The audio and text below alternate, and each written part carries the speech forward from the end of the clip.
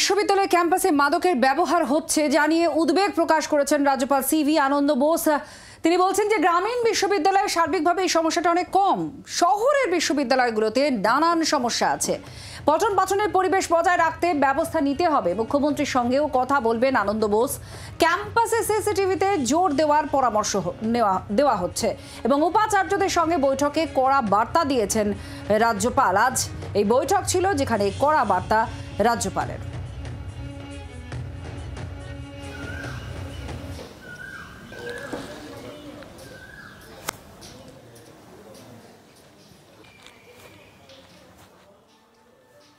One agenda which came out in the course of discussion was a large use of narcotics and substance within the campus, which is a larger issue which has to be addressed separately.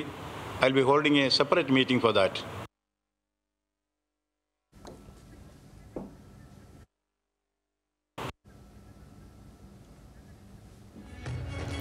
ক্যাম্পাসে মাদকের ব্যবহার নিয়ে উদ্বেগ প্রকাশ করেছেন রাজ্যপাল। আজকে উপাচার্যদের সঙ্গে বৈঠক ছিল রাজ্যপালের এবং সেখানেই তিনি তার এই উদ্বেগ প্রকাশ করেছেন। তিনি বলছেন যে গ্রামীণ বিশ্ববিদ্যালয়ে সার্বিকভাবে সমস্যা কম, শহরের বিশ্ববিদ্যালয়ে নানান সমস্যা আছে। পঠন পাঠনের যে পরিবেশ সেটা বজায় রাখতে হবে, তা নিয়ে ব্যবস্থা নিতে হবে। মুখ্যমন্ত্রীর সঙ্গেও তিনি এই বিষয় নিয়ে কথা বলবেন বলে জানাচ্ছেন এবং সিসিটিভিতে নজরদারি চালানোর পরামর্শ তিনি দিচ্ছেন। ক্যাম্পাসে সিসিটিভির মাধ্যমে আরও বেশি নজরদারির পরামর্শ দিচ্ছেন।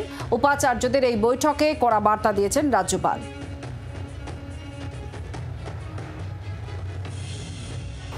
University campuses cannot afford to be battlefields for whatever reason, and there was a growing concern about the increasing violence which is happening in various campuses. Of course, it is happening in other parts of India also, but that's not justification for giving it a lighter treatment. It was decided that we should do everything possible to turn West Bengal into a hub of education in India. রাজ্যপাল পরিষ্কার বৈঠক শেষে কষ্ট বলেন যে এক্ষেত্রে ক্যাম্পাসের মধ্যে যে পরিমাণে মাদক দ্রব্যের ব্যবহার হচ্ছে তা কিন্তু একেবারেই ঠিক নয়। সেই বিষয়টা নিয়ে তিনি রীতিমতো ক্ষোভ প্রকাশ করেন।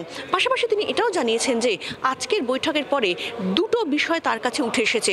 সেই দুটো বিষয় সেক্ষেত্রে কিন্তু রাজ্য সরকারের তরফে সেই দুটো বিষয় নিয়ে ব্যবস্থা নিতে হবে এবং এই দুটো বিষয় নিয়েই কিন্তু কার্যত তিনি সরাসরি আগে মুখ্যমন্ত্রীকে জানাবেন। এই দুটো বিষয় নিয়ে, অর্থাৎ যে দুটো বিষয় নিয়ে তিনি মনে করছেন যে এক্ষেত্রে রাজ্য সরকারের তরফে ব্যবস্থা নেওয়া দরকার। জি 24 ঘন্টার জন্য ক্যামেরা জয়ন্তের সঙ্গে শ্রেয়সী, কলকাতা। বাংলার আওয়াজ, বাঙালির আবেগ, জি 24 ঘন্টা।